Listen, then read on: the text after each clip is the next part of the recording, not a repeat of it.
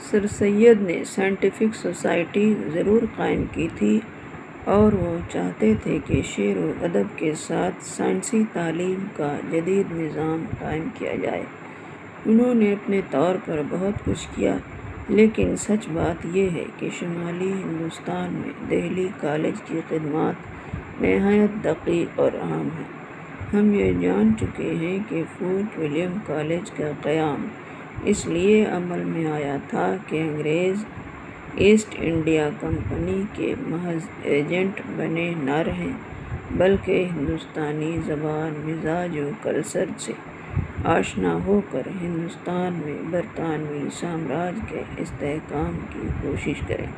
لیکن انگریزوں کی ایسی غایت نے بھی ہندوستانیوں، خصوصاً اردو نثر کی ترویج اور اس کے مزاج کی تشکیل میں نمایاں رول ادا کیا۔ لیکن دہلی کالج کے قیام کا بنیادی موٹیو علمی اور سائنسی تھا۔ اس ادارے کے قیام سے اردو کے وسیلے سے اکثر مغربی علوم سامنے آ گئے۔ ریاضی، سائنس، فلسفہ، ارہیت وغیرہ کی تعلیم شروع ہوئی۔ اس کالج کے اثرات کے تحت طبیعیات، کیمیا، ریاضیات، تمدن، سیاسیات، تاریخ، سوانح، جغرافیہ، صحافت نیز ادبیات پر خاصا زور صرف کیا جانے لگا۔ اس لیے دہلی کالج کو اگر شمالی ہندوستان میں نشاط ثانیہ کا پہلا زینہ سمجھا جاتا ہے تو یہ کچھ غلط نہیں۔ دہلی کالج کے قیام کے بعد ہندوستان کی مختلف زبانوں کے علوم کی کتابوں کا معاملہ سامنے تھا۔ ظاہر ہے کہ اب تک دیسی زبانوں میں مختلف علوم کی کتابیں عنقا تھیں، لہٰذا اس کی طرف توجہ کی گئی۔ دہلی کالج کی ابتدا مدرسہ غازی الدین سے ہوئی۔ یہ 1792 میں دہلی میں قائم ہوا اور غازی الدین خاں کے مدرسے کے نام سے اس کی تشہیر ہوئی۔ پھر اس کی مجلس عاملہ نے 1823 میں دہلی کالج کے قیام کی تحریک ایک مراسلے کے ذریعے کی۔ جے ایچ ٹیلر نے 1824 میں کالج کے قیام کی سفارش کی اور 1825 میں کالج قائم ہو گیا۔ ٹیلر اس کے مہتمم ہوئے۔ جلد ہی کالج نے ترقی کی اور 16 جولائی 1826 میں بورڈنگ کے طلباء کی تعداد 120 تھی اور ایک سال مزید گزرنے کے بعد 204 ہو گئی۔ 1828 میں دوسرے موضوعات کے ساتھ ساتھ برٹش ریزیڈنٹ کمشنر سر چارلس میٹکالف نے ایک انگریزی شعبے کا اضافہ کر دیا۔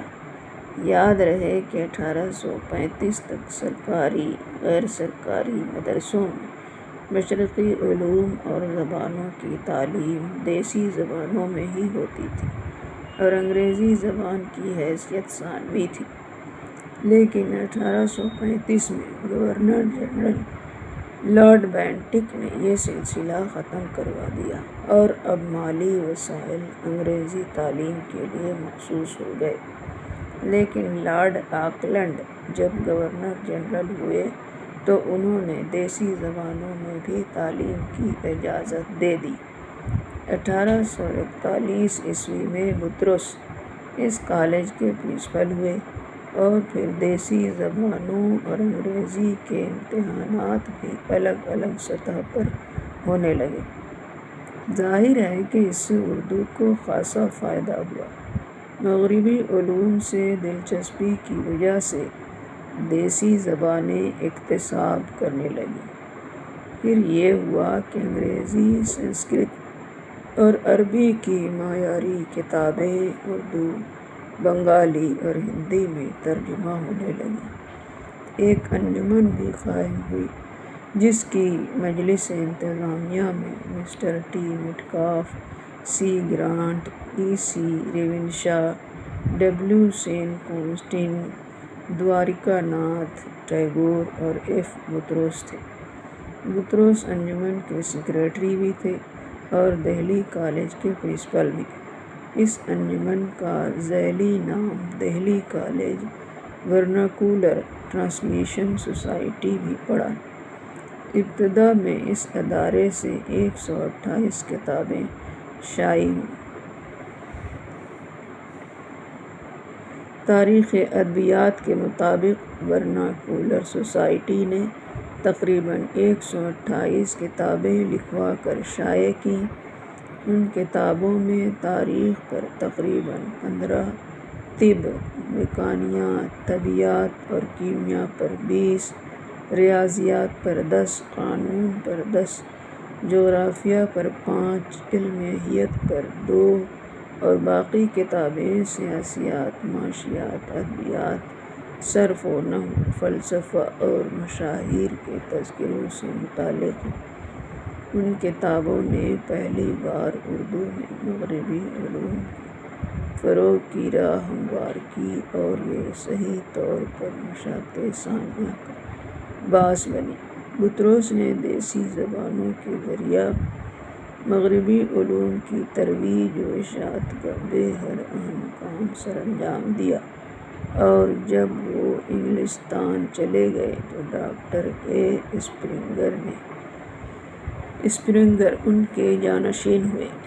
انہوں نے بھی علمی امور میں خصوصی دلچسپی لی اور نصاب تعلیم کی اصلاح کی، تاریخ یمنی ایڈٹ کیا، حماسہ کو شامل نصاب کیا، ایک پریس بھی قائم کیا اور ایک ہفت روزہ قرآن الصادعین جاری کیا۔ ان کے بعد ٹیلر ہیڈ ماسٹر ہوئے، جو 1857 کی بغاوت میں ہلاک کر دیے گئے۔ مسٹر ٹیلر نے 32 سال اس کالج کی خدمت کی۔ اس ضمن میں مولوی عبدالحق لکھتے ہیں: مسٹر بطرس، ڈاکٹر اسپرنگر اور مسٹر ٹیلر، یہ کالج کے 3 پرنسپل ایسے گزرے ہیں کہ انہوں نے کالج کی سچی خدمت کی اور اس کی ترقی و اصلاح میں دل سے کوشش کی۔ طلباء اور اساتذہ پر ان کا بڑا اثر تھا اور شہر والے بھی ان کا ادب کرتے تھے، خاص کر مشرقی شعبے کی اصلاح اور اردو زبان میں مغربی علوم کے ترجموں کے متعلق مسٹر بطرس اور ڈاکٹر اسپرنگر نے جو بے ریا کوشش کی وہ بہت قابل قدر ہے۔ دہلی کالج کے نامور ادیبوں میں مولوی ذکاء اللہ اور نذیر احمد اہم ہیں۔ اس کالج کے دوسرے اساتذہ میں منشی صدر الدین خاں، مولوی مملوک علی، امام بخش صاحبائی، ماسٹر رام چندر، ڈاکٹر ضیاء الدین، پیارے لال آشوب، پنڈت منکول اور مولوی کریم اللہ وغیرہ اہم